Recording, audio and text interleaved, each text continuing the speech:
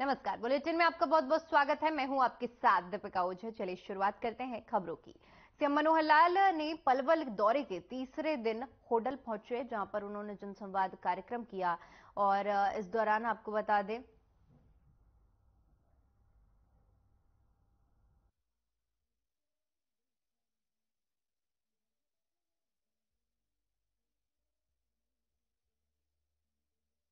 उन्होंने करोड़ों रुपए के विकास कार्यों की घोषणा और अनेक लोगों के मौके पर राहतें दी हैं।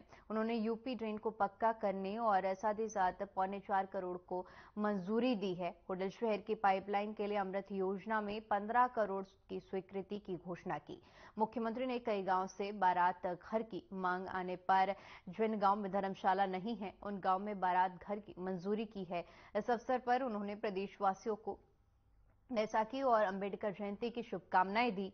तीसरे दिन अनेक गांव में जनता संवाद कर उन्होंने समस्याओं को सुना। वहीं सरकार द्वारा चलाई जा रही जन कल्याणकारी योजनाओं पर भी फीडबैक लिया।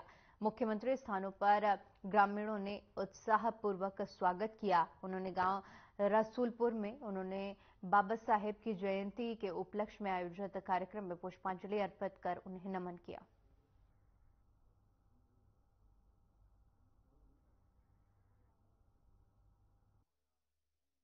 किसानों के लिए खास करके एक ऐसा अवसर होता है जब अपनी फसल को वो काटता है, मंडी में बेचता है और एक प्रकार का उसका जो साल भर का सारा 6 महीने की फसल है तो 6 महीने की साल वाली है, साल की तो गन्ने की फसल साल की होती है, तो वो सारा पका करके अपने घर में ले जाता है, मंडी में बेचता है और अगला फिर नए साल का काम इसके बाद शुरू करता है। तो किसानों के लिए बहुत एक महत्वपूर्ण त्योहार, इसकी आपको बहुत बहुत बधाई। इसी प्रकार से दूसरा डॉक्टर बी.आर. अम्बेडकर यानी बाबा साहब अम्बेडकर, उनका भी आज जन्मदिन है, जयंती का दिन है। और बाबा साहब अम्बेडकर एक ऐसे शख्सियत हुए हैं देश में, देश की आजादी के समय जिन्होंने बहुत अभूतपूर्व काम किया। सारा देश एक होकर के चले, इस नाते संविधान जो हमको दिया था वो बाबा साहब अम्बेडकर की एक प्रकार से उनको श्रेय जाता है। सीएम मनोहर लाल जनसंवाद कार्यक्रम के तहत उन्होंने कार्यक्रम रखा और लोगों की समस्याओं को सुना। साथ ही साथ उन्होंने सरकार की जन कल्याणकारी योजनाओं के बारे में भी फीडबैक लिया।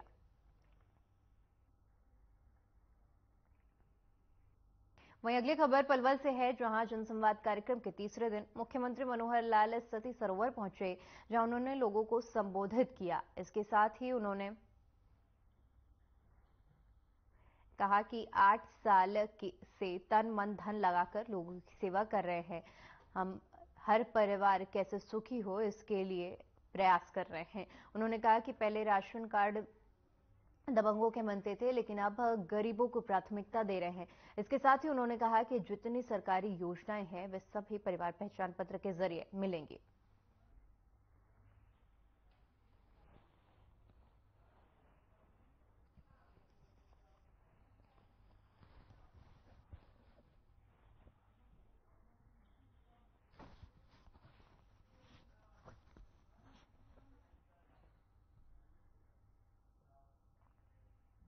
वहीं सीएम मनोहर लाल ने जिला पलवल के विभिन्न गांव में चल रहे अपने जनसंवाद कार्यक्रम के तीसरे दिन गांव हसनपुर में नवनिर्मित बस स्टैंड का विधिवत उद्घाटन किया। इस दौरान उन्होंने हसनपुर से चंडीगढ़ और मथुरा के लिए बसें जल्दी ही शुरू किए जाने की घोषणा की।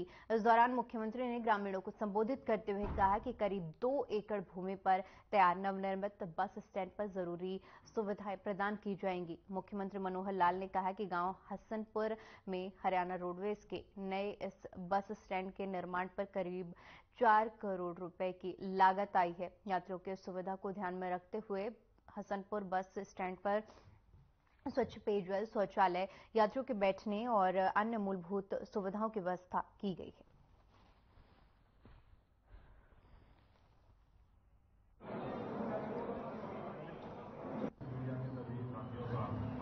बहुत ही एक खुशी की बात है, ये प्रसन्नता का अवसर है कि आपका ये नया बस स्टैंड 2 एकड़ जमीन पर ये बना है।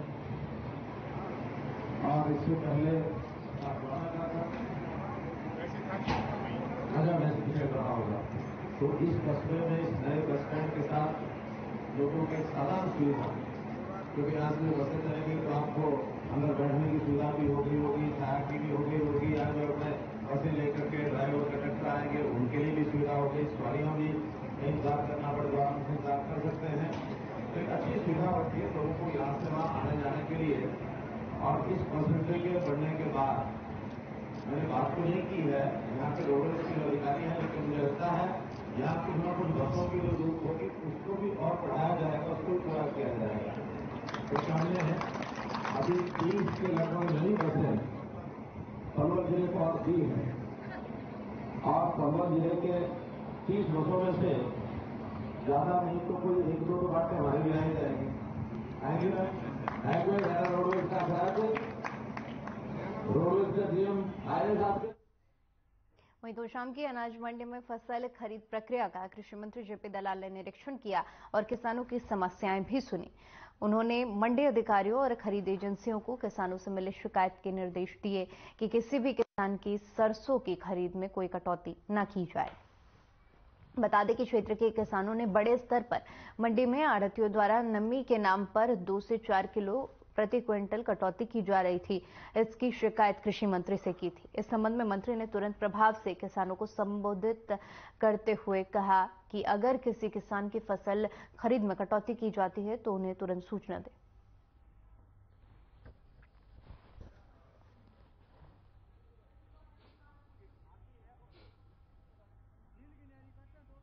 और सरसों की खरीद में उन्होंने कहा कि कटौती का विषय है।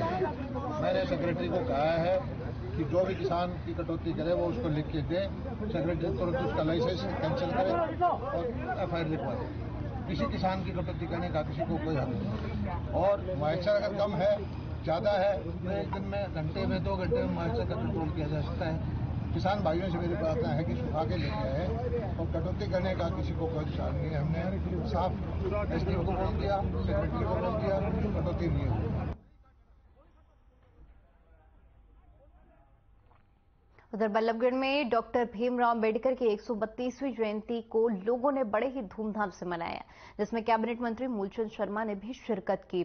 इस मौके पर कैबिनेट मंत्री मूलचंद शर्मा ने कहा कि डॉक्टर भीमराव अंबेडकर संविधान के रचयिता हैं। आज देश इन्हीं के संविधान पर चल रहा है। डॉक्टर भीमराव अंबेडकर ने छुआछूत को खत्म करने का काम किया, शिक्षित बनने की प्रेरणा दी। ऐसे महान पुरुष की जयंती पर देश प्रदेश उनको नमन किया जाता है। और साथ ही साथ मुख्यमंत्री के जनसंवाद करने पर सवाल उठाने को लेकर मूलचंद शर्मा ने कहा कि विपक्ष पर हमला बोलते हुए कहा कि मुख्यमंत्री का जनसंवाद करना विपक्षियों को रास नहीं आ रहा है, इसलिए मुख्यमंत्री के जनसंवाद पर सवाल उठा रहे हैं और इस जनसंवाद को चुनाव से जोड़ने का प्रयास कर रहे हैं।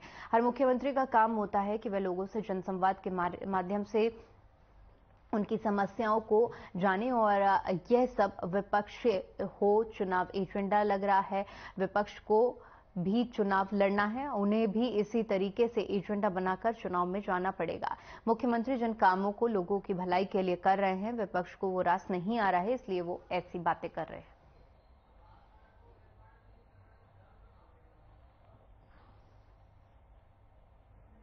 और सभी संस्था के भवानी जी, संस्था के सही पदाधिकारीगण और डॉक्टर साहब के जो दिखाया हुआ रास्ता है उस पर हम सब लोगों को काम करना है। और डॉक्टर साहब ने सारी देश और दुनिया को दिशा देने का काम करा, छुआछूत को खत्म करने का काम करा, शिक्षित बनने के लिए ज्ञान देने का, हर आदमी को अधिकार देने का डॉक्टर साहब ने काम किया। ऐसी जयंती आज हम सब लोगों ने मनाई है और बल्लभगढ़ के जो लोगों को डॉक्टर साहब की जयंती से हम सब लोगों को ज्ञान मिलता है। उनके दिखाए हुए रास्ते पर हम सब केंद्र की सरकार भी, प्रदेश सरकार दोनों इस रास्ते पर चलने का काम कर रही हैं। और मैं अपनी तरफ से, हरियाणा सरकार की तरफ से मैं आज डॉक्टर साहब की जयंती पर बधाई देता हूँ। बहुत बहुत सर, संस्था के लोगों ने कुछ मांग की है, आप मांग पत्र भी दिया है आपको? मैं मानता हूँ डॉक्टर साहब, अपने संस्था के लोगों ने रविदास के लिए भवन के निर्माण की बात कही है और उसके लिए जो मेन उनकी वो है, उसके लिए जो भी है जमीन के लिए वो हम ये एडमिनिस्ट्रेटर के नाम एप्लीकेशन। सोनीपत के सेक्टर 23 के मैदान में कांग्रेस के जय भारत सत्याग्रह और संविधान बचाओ महारैली निकाली गई, जिसके जरिए पूर्व मुख्यमंत्री भूपेंद्र सिंह हुड्डा अपना शक्ति प्रदर्शन किया। वहीं रैली के जरिए हुड्डा सरकार पर निशाना साधा। इस महारैली में मुख्य अतिथि के रूप में हरियाणा के पूर्व सीएम भूपेंद्र सिंह हुड्डा शामिल हुए। इसके अलावा रैली में कांग्रेस के प्रदेश प्रभारी शक्ति सिंह गोहेल, हरियाणा प्रदेश कांग्रेस कमेटी के अध्यक्ष उदय भान, राज्यसभा सांसद दीपेंद्र हुड्डा भी शामिल हुए। रैली में हरियाणा कांग्रेस अपनी ताकत दिखाने के साथ ही बीजेपी सरकार पर निशाना साधा। पूर्व सीएम केंद्र और हरियाणा राज्य की सरकार पर जुबानी हमला बोला।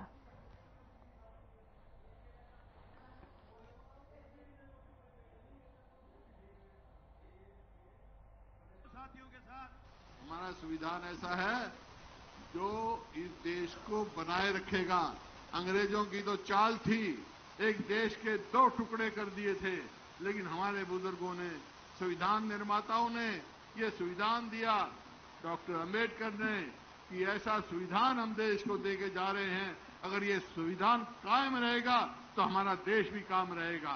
तो आज सवाल इस बात का है हमारे सामने, आज ये सवाल खड़ा हुआ है, जो हालात हुई है देश में, ये हमारे सामने सवाल खड़ा हो गया है कि कुछ ताकतें इस संविधान को कमजोर करना चाहती।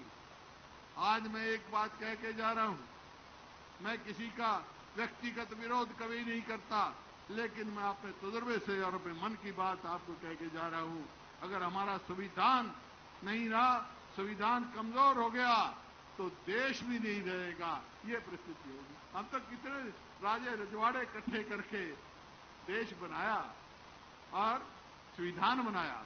राहुल जी ने सारा इनको जो बेनकाब करने का काम किया 4000 किलोमीटर की यात्रा में, और जब ये पूछा इन बेईमानों का राज क्या है, वो 20,000 करोड़ किसके हैं, तो उनका भाषण ही डिलीट कर दिया।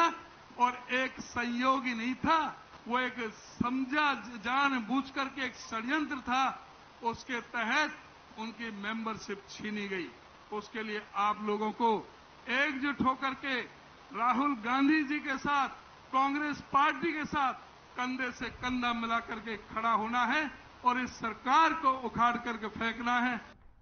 वहीं रतिया के अनाज मंडी में गेहूं की आवक को लेकर एसडीएम जगदीश चंद्र ने अनाज मंडी का निरीक्षण किया। इस दौरान एसडीएम ने अधिकारियों को कई सख्त दिशा निर्देश दिए।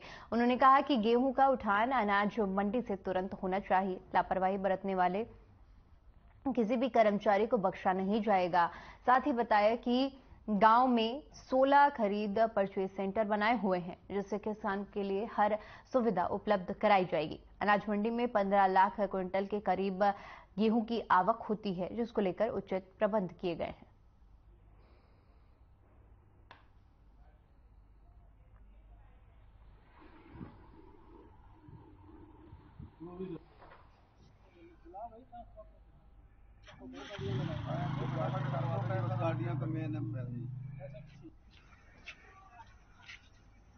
अभी हमारे जो परचेज सेंटर है प्रॉपर मंडी रहती है, इसके अलावा हमारे एडिशनल जो परचेज सेंटर है वो हमारे 16 है। जो 16 परचेज सेंटर है वो लगभग जो 3 एजेंसी हमारे पास काम कर रही है यहाँ। कौन सभी को अलॉट कर, एक तो डीएफएससी है, एक एफएड है और एक एफसीआई है। अब तक कितनी गेहूं आ चुकी है? अभी हमारे पास यहाँ पर अराइवल 383 के लगभग आ चुकी है। व्यवस्था क्या क्या की हुई है सर? यहाँ व्यवस्था बढ़िया है। मैं लगभग हर रोज राउंड लगाता हूँ, 1 या फिर 2, और सभी जो व्यापारियों के साथ ही मीटिंग हो गया है। यहाँ पे जो वॉशरूम वगैरह है और है, पीने का पानी है। चलिए फिलहाल के लिए वक्त हो चला एक छोटे से ब्रेक का। ब्रेक के बाद खबरों का सिलसिला लगातार जारी रहेगा।